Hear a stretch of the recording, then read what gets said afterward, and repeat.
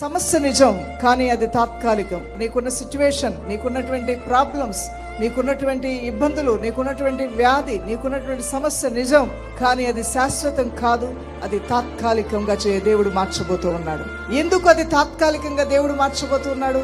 ఎందుకంటే నువ్వు ఆయన సన్నిధికి వచ్చావు కాబట్టి, ఆయన నామమందు విశ్వాసం ఉంచావు కాబట్టి, ఆయన పరిశుద్ధ నామములో నువ్వు వేడుకుంటున్నావు కాబట్టి, విజ్ఞాపన చేస్తున్నావు కాబట్టి, తండ్రి నాయన అంటూ కన్నీటితోనూ, వేదనతోనూ, దుఃఖముతోనూ, బాధతోనూ యేసయ్యా యేసయ్యా అంటూ నువ్వు మొరపెట్టుకున్నావు కాబట్టి, ఆయన రక్తములో కడగబడినటువంటి నువ్వు తప్ప నాకు ఎవరున్నారు ప్రభు, నువ్వు నాకు సహాయం చేయకపోతే ఇంకెవరు నాకు సహాయం చేస్తారు ప్రభు అంటూ నీ యొక్క ఆత్మ ఘోషని దేవుని సన్నిధిలో నీళ్ళలాగా కృమ్మరిస్తున్నావు. కాబట్టి నీకు ఉండవలసినటువంటి ఆ సమస్య జీవితాంతం ఉండవలసింది అయినప్పటికీ కూడా, నువ్వు భరిస్తున్న రోగం అది జీవితాంతం నీతో ఉంటుందని డాక్టర్ చెప్పినప్పటికీ కూడా, నీ ప్రార్థన ద్వారా దాన్ని తాత్కాలికంగా మార్చి శాశ్వతమైన విడుదలని నీ దేవుడు నీకు ఇవ్వబోతూ ఉన్నాడు.